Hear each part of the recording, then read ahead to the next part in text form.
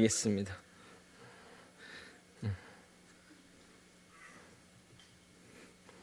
지난번 설교를 정리하고 오늘 말씀을 이어가도록 하겠습니다.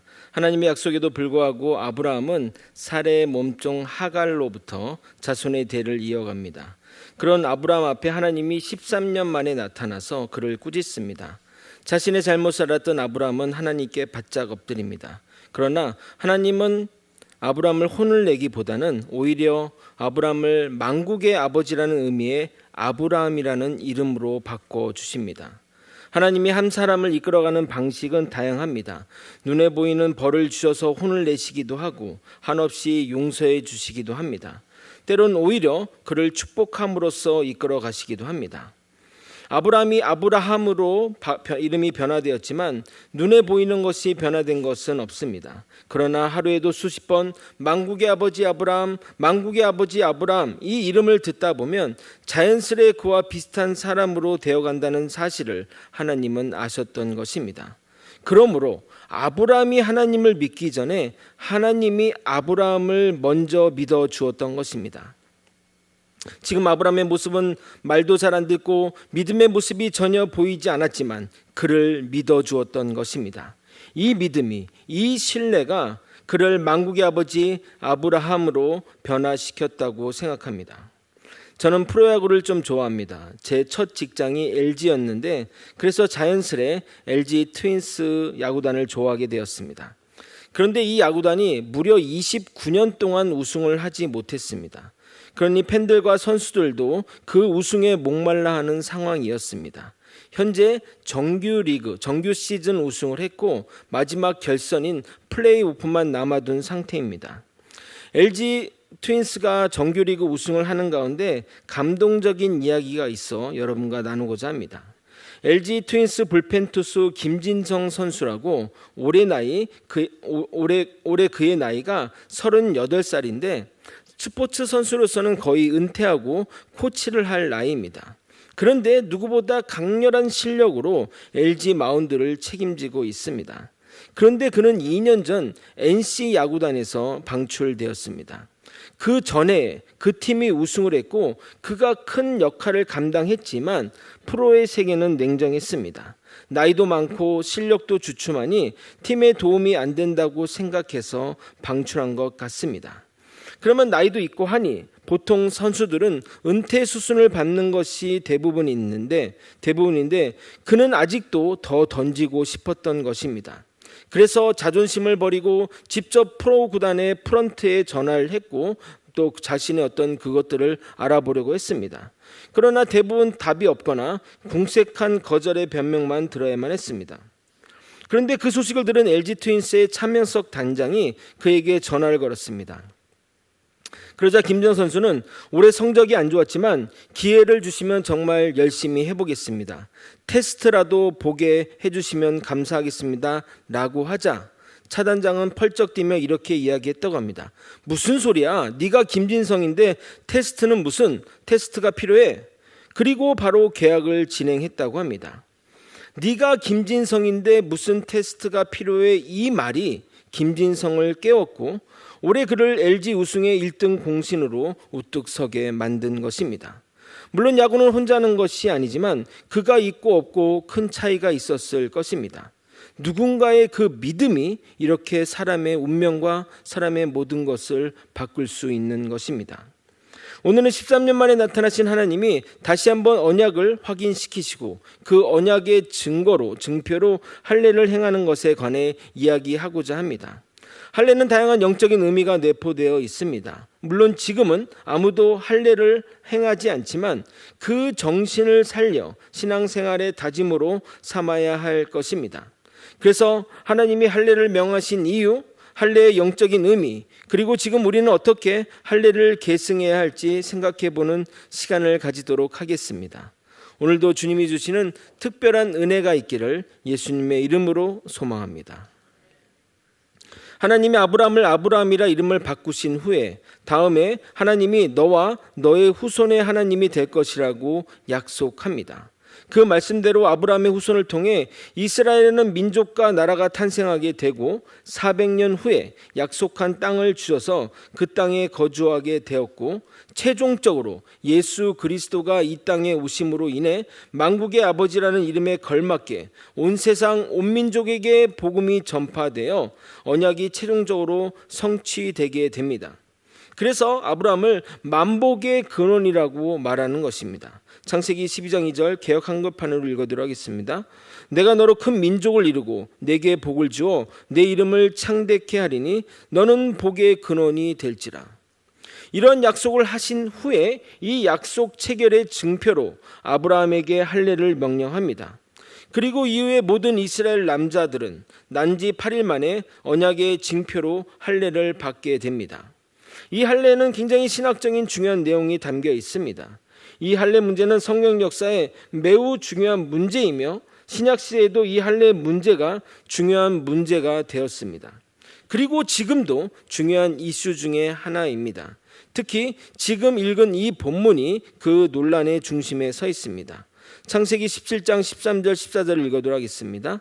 너희 집에 난 자든지 너희 돈으로 산 자든지 할례를 받아야 하리니 이에 내 언약이 너희 살에 있어 영원한 언약이 되려니와 할례를 받지 아니한 남자 곧 포피를 베지 아니한 자는 백성 중에서 끊어지리니 그가 내 언약을 배반하였음이니라.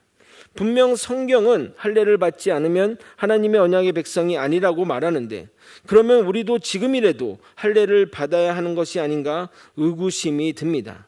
이 할례뿐만 아니라 안식일 규례, 음식 규례, 그리고 구약의 율법 모두가 우리에게 부담으로 다가옵니다. 그래서 할례를 본격적으로 다루기 전에 하나님이 왜 이스라엘 백성에게 할례를 명령하셨는지 살펴보도록 하겠습니다.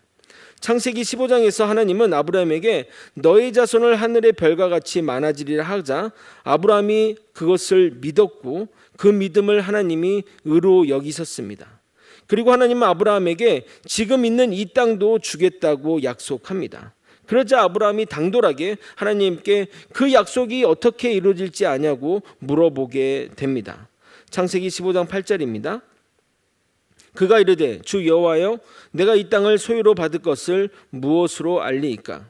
그러니까 아브라함의 입장에서는 하나님께 증거를 달라고 말하는 겁니다. 그러자 하나님은 여러 가지 재물을 놓고 정확하게 반을 가르라고 한 후에 기다리라 하신 후에 밤에 그 재물 사이로 횃불이 지나가십니다. 즉 약속을 어기면 하나님도 이렇게 정확하게 반으로 쪼개질 것인데 이것을 언약의 징표로 주신 겁니다. 우리도 누군가 어떤 약속을 하고 나서 이것을 어기면 내 손에 장을 지죠.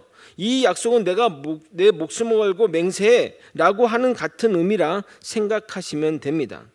하지만 인간은 그런 맹세에도 불구하고 지켜지지 않을 수 있으나 하나님은 절대 그렇게 지키시겠다는 것을 인간의 눈으로 보여주신 것입니다. 그러나 아브라함은 하나님의 언약을 오해한 것인지 아니면 겁을 상실한 것인지 하갈에게서 이스마엘을 낳는 일을 벌이게 됩니다. 그래서 13년 만에 하나님이 나타나서 꾸짖은 것입니다. 그리고 아직도 나를 모르겠니? 내가 한다면 무슨 일이라도 어떤 상황이라도 하겠다 말씀하시며 내가 너와 맺은 언약이 필히 지켰을 잊지 말라고 너희 몸에 새기겠다고 말씀하시는 겁니다. 하나님의 약속을 몸에 새기는 것이 바로 할례의 시작입니다. 그리고 모든 백성이 이 할례의 언약 안에 살아야 했기에 계속해서 할례를 할 것을 명령하신 것입니다. 그런데 하나님이 명령한 이 할례는 다양한 의미로 확대되어 갑니다. 이것을 이해하려면 성경에서 이 할례를 어떻게 해석 적용했는지 살펴볼 필요가 있습니다. 먼저 구약 성경에서 말하는 이 할례의 의미를 살펴보겠는데 레위기 19장 23절을 읽어드리도록 하겠습니다. 너희가 그 땅에 들어가 각종 과목을 심거든 그 열매는 아직 할례받지 못한 것으로 여기고 곧 3년 동안 너희는 그것을 할례받지 못한 것으로 여겨 먹지 말 것이요. 가나안 땅에 들어가 과목을 심으면 3년 동안 그 열매를 먹지 말라고 합니다. 왜냐하면 아직 할례를 받지 못했기 때문이라고 말합니다. 3년 안에 맺는 열매는 제대로 된 과실의 열매를 내지 못하기 때문에 그것을 할례받지 못했다고 말하는 겁니다. 김종필 장로님 농장이 재작년에 한라봉에서 포도로 이렇게 작물을 교체했는데 지난해에는 거의 수확이 없었고 올해 조금 수확이 되었고 또 내년에는 제대로 수확이 될 것 같으니 아마 이런 것도 맞는 말이 아닌가 생각해 봅니다. 완성되지 않았다는 것은 거룩하지 않았다는 의미입니다. 그래서 할례받지 못했다는 것은 거룩하지 않았다는 뜻이고, 그러므로 할례를 행하는 것은 거룩해지는 과정, 완성되어지는 과정이라 말할 수 있습니다. 그럼 거룩해지는 것은 또 무엇을 의미하는 것일까요? 이 할례의 거룩함의 의미는 신약으로 와서 이렇게 발전하게 됩니다. 골로새서 2장 11절 12절을 제가 여러분의 이해를 위해 쉬운 성경으로 읽어드리도록 하겠습니다. 그리스도를 믿었을 때 여러분은 새로운 할례를 받았습니다. 이것은 손으로 행하는 육체적인 할례가 아니라 그리스도에 의해 죄의 세력에서 벗어나게 되었음을 의미합니다. 여러분은 세례를 받음으로 그리스도와 함께 죽었고 믿음 안에서 다시 그리스도와 함께 살아났습니다. 이 믿음은 모든 죽은 사람 가운데서 그리스도를 다시 살리신 하나님의 능력을 믿는 것입니다. 우리가 그리스도를 믿었다는 것은 새로운 할례를 받았다는 것이고, 그래서 궁극적으로 우리는 구원을 받았다는 말입니다. 그런데 왜 할례가 예수를 믿었다는 의미로 연결이 되는 것일까요? 이 할례의 원어적인 의미는 생식기를 잘라내다라는 의미입니다. 그것은 우리의 육체의 정욕과 죄악을 잘라버린다는 의미를 담고 있으며, 세상과 나는 십자가에 못 박고 이제는 부활의 새 생명으로 살겠다는 의미가 담겨 있습니다. 즉 세상에서는 죽은 자가 되고 예수님 안에서 새로 태어남을 의미합니다. 우리의 믿음이 할례의 그 뜻과 정확하게 일치하는 것입니다. 갈라디아서 2장 20절은 이렇게 말합니다. 내가 그리스도와 함께 십자가에 못 박혔나니 그런즉 이제는 내가 사는 것이 아니요 오직 내 안에 그리스도께서 사시는 것이라. 이제 내가 육체 가운데 사는 것은 나를 사랑하사 나를 위하여 자기 자신을 버리신 하나님의 아들을 믿는 믿음 안에서 사는 것이라. 그러므로 하나님의 언약대로 육체의 아이를 출산해야 할 아브라함에게 할례는 깊은 의미를 가지게 됩니다. 앞으로 육신의 자녀를 낳지 않고 영의 자녀를 낳겠다는 의미가 내포되어 있습니다. 그리고 실질적으로 그는 자녀를 낳을 수 있는 나이가 아니었고 그의 아내인 사라도 경수가 끊긴 지 오래입니다. 만약 그가 육체의 아이를 낳으려고 한다면 불가능했을 것입니다.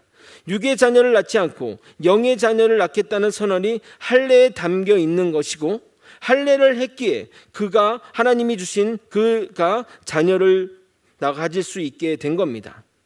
영의 자녀인 이삭은 육의 자녀인 이스마엘과는 다른 자녀, 하나님이 주신 자녀인 것입니다. 그러나 문제는 시간이 흐를수록 이런 내용과 정신은 사라지고 형식만 남게 되고, 그 형식이 너무나 오래되게 되면 관례와 간습이 되어버립니다. 즉 하나님이 아브라함에게 왜 할례를 하려고 했는지 그 의미는 사라지고 형식만 남게 된다는 겁니다. 그래서 유대교 출신 기독교인들은 예수님을 믿고자 하는 이방인들에게도 할례를 강요했습니다. 믿음으로 주 예수를 믿는 것이 할례이며 그 믿음으로 구원받음을 알면서도 육체의 할례를 해야 구원을 받는다고까지 주장하게 되었습니다. 그것에 대해 사도 바울은 이렇게 피토하는 심정으로 이야기하는 겁니다. 갈라디아서 5장 2절부터 4절을 제가 표준 세번역으로 읽어드리도록 하겠습니다. 나 바울이 여러분에게 말합니다. 여러분이 할례를 받으면 그리스도는 여러분에게 아무런 유익이 없습니다. 내가 할례를 받는 모든 사람에게 다시 증언합니다. 그런 사람은 율법 전체를 이행해야 할 의무를 가집니다. 율법으로 의롭게 되려고 하는 사람은 그리스도에게서 끊겨지고 은혜에게서 떨어져 나간 사람입니다. 그러니까 할례의 원래 정신은 이제 나는 육의 세상과 이별하고 영적인 사람으로 거듭나겠다는 의미인데, 그 정신은 사라지고 하나님이 명령하신 일이고 그로 인해 하나님의 택한 백성이 되는 조건으로만 할례가 남게 된 것입니다. 즉 내용은 없고 형식만 남은 것입니다. 더 나아가 할례를 주장하는 자들은 육체의 할례만 하고 말씀대로 살지 않았던 것입니다. 그러면서 나는 육체의 할례를 받았으니까 구원받았다고 착각하며 산다는 것입니다. 오히려 그 할례가 그를 구원이 아닌 지옥으로 데려갈 수 있게 사도 바울은 극렬히 반대하는 것입니다. 갈라디아서 6장 13절을 여러분이 한번 화면을 보고 읽도록 하겠습니다. 함께 읽겠습니다. 시작. 할례를 받은 그들이라도 스스로 율법은 지키지 아니하고 너희에게 할례를 받게 하려 하는 것은 그들이 너희의 육체로 자랑하려 함이라. 그래서 사도 바울은 할례로 인해 육체의 표식을 중시하는 자들에게 진정한 할례가 무엇인지 가르쳐 줍니다. 로마서 2장 28절 29절을 표준 세번역으로 읽어도록 하겠습니다. 겉모양으로 유대 사람이라고 해서 유대 사람이 아니요, 겉모양으로 살갗의 할례를 받았다고 해서 할례가 아닙니다. 오히려 속사람으로 유대 사람인 이가 유대 사람이며 율법의 조문을 따라서 받는 할례가 아니라 성령으로 마음에 받는 할례가 참 할례입니다. 이런 사람은 사람에게서가 아니라 하나님에게서 칭찬을 받았습니다. 그러니까 하나님이 할례를 명하신 그 본뜻을 따라 육체에 하는 형식을 따르지 않고 그 정신을 따라 마음의 할례를 받으라는 겁니다. 결국 형식이 중요한 것이 아니라 그 내용이 중요하다는 것을 강조하는 것입니다. 사도 바울은 로마서 4장에서 믿음으로 의에 이른다고 설명한 다음에 육체의 할례가 구원받는 조건이 아님을 아브라함의 삶을 통해 다시 한번 변증하게 됩니다. 제가 읽어드리고 설명드리도록 하겠습니다. 또 어려워서 제가 표준 세번역으로 읽겠습니다. 그러면 이러한 복은 할례를 받은 사람에게만 내리는 것입니까? 그렇지 않으면 할례를 받지 않은 사람에게도 내리는 것입니까? 우리는 앞에서 말하기를 하나님께서 아브라함의 믿음을 의로 여기셨다 하였습니다. 그러면 어떻게 아브라함이 그러한 인정을 받았습니까? 그가 할례를 받은 후에 그렇게 되었습니까? 그렇지 않으면 할례 받기 전에 그렇게 되었습니까? 그것은 할례를 받은 후에 된 일이 아니라 할례를 받기 전에 된 일입니다. 아브라함이 할례라는 표를 받았는데 그것은 그가 할례를 받지 않은 상태에서 이미 얻은 믿음의 의를 확증하는 것이었습니다. 그래서 그는 할례를 받지 않고도 믿는 모든 사람의 조상이 되었으니 이것은 할례 받지 않은 사람들도 의롭다는 인정을 받게 하라는 것입니다. 다시 한번 설명드리도록 하겠습니다. 아브라함이 하나님께 의롭다 인정받은 시점은 그가 하나님의 말씀을 믿은 그때 인정받게 됩니다. 그게 몇 절이었죠? 창세기 15장 6절 여러분 아마 기억하실 것입니다. 제가 계속 말씀했고 또 했기 때문에 잘 기억하시리라 믿습니다. 그럼 그때 하나님은 그때 아브라함은 할례를 받은 상태인가요? 아닌 상태인가요? 받았어요? 안 받았어요? 안 받았죠? 그렇죠? 아닙니다. 지금 창세기 17장에서 하나님의 할례를 지시하고 아브라함과 그의 동반자들이 할례를 받게 됩니다. 15장에서 의로 인정하셨고 너는 구원받았다고 얘기하셨고 할례는 이후에 받았다는 겁니다. 그러므로 할례가 의롭다는 조건이 되지 않는 것입니다. 할례는 이 언약의 증거, 네가 언약의 백성이라는 증거라는 겁니다. 예를 들어 상북지에서 유비관우 장비가 복숭아 나무 아래서 의형제를 맺었는데 그리고 그들은 그 결의를 공고하게 하기 위하여 술을 나눠 먹었습니다.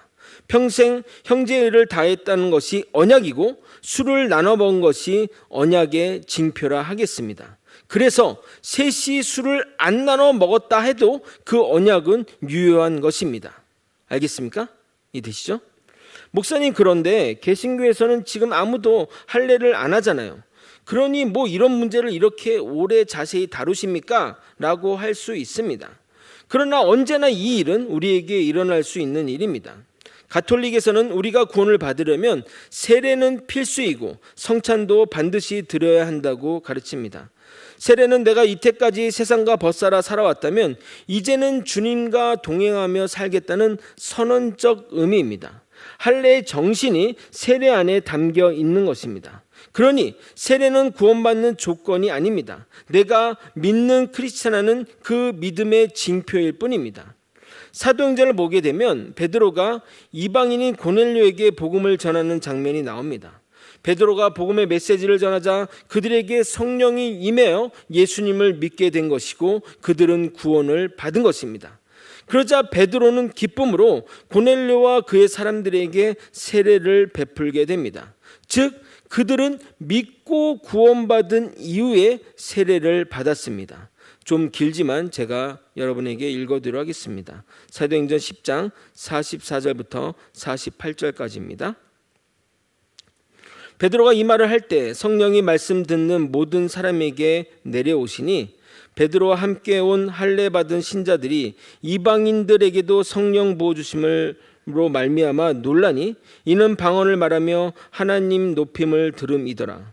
이에 베드로가 이르되 이 사람들이 우리와 같이 성령을 받았으니 누가 능히 물로 세례 베품을 금하리요 하고 명하여 예수 그리스도 이름으로 세례를 베풀라 하니라. 그들이 베드로에게 며칠 더 머물기를 청하니라. 그러니까 분명히 하나님의 성령이 임해서 예수 그리스도를 믿었고 또 구원에 이르렀고 그 이후에 세례의 과정을 겪게 되는 겁니다. 또한 카톨릭에서는 성찬식 때 우리가 먹는 떡과 포도주는 예수님의 실제 피와 몸이라고 주장합니다. 화채설 또는 성변화라고 말하는 것인데 성찬에서 빵과 포도주가 각기 예수님의 몸과 피로 바뀌는 일이 벌어진다고 믿습니다. 그러므로 그들에게는 성찬식은 매우 중요한 의미가 있는 것입니다. 그래서 그들은 성찬을 받을 자격이 되는 것이 간단하지 않고 어려운 과정을 거쳐서 자격을 받게 되며 사람들은 성찬을 받는 것만으로 만족해하며 구원의 확신을 가집니다. 그러나 성경은 무엇이라고 말하는가요? 성찬은 예수님의 죽으심을 기억하는 징표일 뿐입니다. 고린도서 11장 23절에서 26절을 여러분이 한번 또 읽어보도록 하겠습니다. 함께 읽겠습니다. 시작. 내가 너에게 전한 것은 주께 받은 것이니 곧 주 예수께서 잡히시던 밤에 떡을 가지사 축사하시고 떼어 이르시되 이것은 너희를 위하는 내 몸이니 이것을 행하여 나를 기념하라 하시고 식후에 또한 그와 같이 잔을 가지시고 이르시되 이 잔은 내 피로 세운 새 언약이니 이것을 행하여 마실 때마다 나를 기념하라 하셨으니 너희가 이 떡을 먹으며 이 잔을 마실 때마다 주의 죽으심을 그가 오실 때까지 전하는 것이니라. 아멘. 방금 읽은 성경 구절에서 핵심 단어가 뭘까요? 바로 기념하라입니다. 영어로는 remember, 기억하라는 의미입니다. 주님 오시는 그날까지 그분의 죽으심을 기억하는 것이 중요한 것이지 형식이나 빵이나 포도주가 중요한 것이 아닙니다. 프랑스의 종교개혁자 장 깔뱅은 화채설은 명백한 우상 숭배라고 이 사실을 반대해 왔습니다. 예수님의 어떤 물건이나 장치나 형식의 의미를 부여하는 행위는 모두 우상 숭배의 변형일 뿐입니다. 이뿐만 아니라 이단들도 이런 행위를 중심으로 우리를 미혹합니다. 여러분에게 이렇게 접근한다고 한번 생각해 보십시오. 당신은 구원 받았습니까? 라고 물어봅니다. 그러면 여러분은 믿음을 발휘하여 부끄럽지만 네, 구원받았습니다 라고 할 것입니다. 그럼 사이비 이단은 이렇게 또 물어봅니다. 그럼 언제 구원받았습니까? 라고 물어보는데 그런데 여기서 그때를 정확히 답할 사람은 아무도 없을 것입니다. 그러면 그들은 태어난 생일도 아는데 자신이 구원받은 중요한 날짜를 모른다는 게 말이 안 된다며 여러분들의 구원관을 흔들기 시작합니다. 그들이 흔들기 시작하면 여러분이 가지고 있던 조그마한 믿음도 사라지고 혼돈에 빠져들게 됩니다. 여기에 이단들이 파고드는 것입니다. 이처럼 우리 신앙생활 삶에도 직접 연관이 있는 문제입니다. 우리가 의로워지고 구원받는 조건은 믿음밖에 없습니다. 그러나 이 믿음도 지난 설교를 통해 다 하나님의 은혜임을 배웠습니다. 그러니 우리의 구원은 취소될 수도 변질될 수도 없습니다. 만약 그들이 구원의 확신이 언제냐고 물어본다면 그것은 의미 있는 질문이겠지만 구원이 언제 이루어진지 물어본다면 여러분은 이렇게 답하시기 바랍니다. 먼저 구원받느냐 물어보면 네, 구원받았습니다 라고 답하고 언제 구원받냐 물어보면 이렇게 답하십시오. 이런 정도의 성경 본문은 여러분이 좀 외워두시기 바랍니다. 에베소서 1장 4절에서 5절입니다. 곧 창세전에 그리스도 안에서 우리를 택하사 우리로 사랑 안에서 그 안에서 거룩하고 흠이 없게 하시려고 그 깊으신 뜻대로 우리를 예정하사 예수 그리스도로 말미암아 자기의 아들들이 되게 하셨으니 그들의 질문에 창세전에 구원하셨다고 말하십시오. 그리고 덧붙여 우리가 어떤 상태일 때 하나님이 구원하신지 말하고자 해야 한다면 로마서 5장 8절 우리가 아직 죄인 되었을 때 그리스도께서 우리를 위하여 죽으심으로 하나님께서 우리에 대한 자기의 사랑을 확증하셨느니라. 우리가 죄인일 때, 즉 우리가 예수 그리스도를 전혀 모를 때 하나님이 나의 구원을 땅 확증하셨습니다. 당당하게 말하십시오. 이것이 복음된 사실입니다. 그래도 자꾸 여러분 앞에서 얼쩡거리면 예수님으로 명하노니 당장 꺼져라 라고 말씀하시면 됩니다. 말씀을 정리하겠습니다. 우리는 우리의 앞날에 대해 아무것도 모릅니다. 하지만 확실한 것은 우리는 구원받은 존재라는 것입니다. 우리는 그것을 믿으면 됩니다. 결코 우리의 신분은 변하지 않습니다. 하나님의 구원을 받을 조건은 우리에게는 하나도 없습니다. 우리가 무엇을 해야 구원받는 것이 아닙니다. 할례도 세례도 그 어떤 행위도 아닙니다. 오직 은혜로 믿음으로 구원을 받는 것입니다. 택하신 백성으로서 우리의 구원된 신분은 결코 변하지 않습니다. 믿음으로 구원받았음을 당당히 고백하는 저와 여러분이 되시길 예수님의 이름으로 소망합니다. 이제 아가페 찬양대에 나오셔서 찬송가 495장 이글곡시 거둘 자가 없는 이때의 찬양으로 주님께 영광 돌려 드리도록 하겠습니다.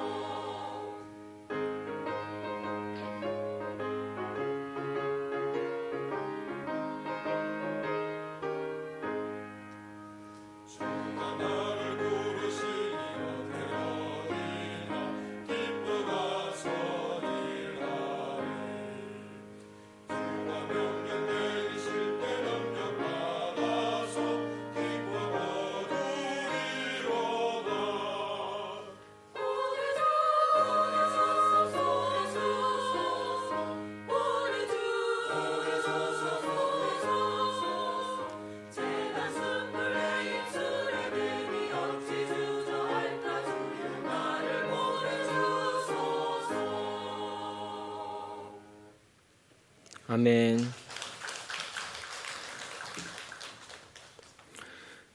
여러분, 오늘의 말씀을 듣고 예수 그리스도를 믿기로 작정하시거나 마음에 드신 분이 있으십니까? 오늘 분명히 여러분에게 하나님이 주시는 은혜가 있을 것이라 확신합니다. 제가 기도하고 축도하고 예배를 마치도록 하겠습니다. 하나님 아버지, 오늘의 말씀을 통해 우리의 구원의 조건이 우리에게는 하나도 없음을 깨닫게 도와주옵소서. 어떤 형식이나 행위나 어떤 조건이 우리의 구원을 결정하는 것이 아니라 온전한 하나님의 믿음, 온전히 하나님께 주시는 그 은혜가 우리를 구원함을 깨닫게 하여 주시옵소서. 아버지, 우리는 바른 믿음 안에 바른 신앙으로 커져나갈 수 있게 도와주시옵소서. 아버지, 또한 우리 헌금한 손길 기억하여 주시고 하나님의 영광과 나라를 위해 사용되게 도와주시옵소서. 오늘 새로 오신 모든 분들에게 주님의 큰 은혜를 부어주셔서 예수 그리스도의 제자, 예수 그리스도를 믿는 사람으로 거듭날 수 있도록 이끌어 주시옵소서. 간구하며 지금은 우리 구주 예수 그리스도의 은혜와 우리 하나님 아버지의 크신 사랑과 성령 하나님의 감동감화 교통 역사하시는 귀한 은총이 주님이 주신 정체성을 따라 주님 닮으려고 노력하는 모든 성도님 머리 위에, 그리고 거제 소망교회 위에 이제로부터 영원히 함께 있을지어다. 아멘.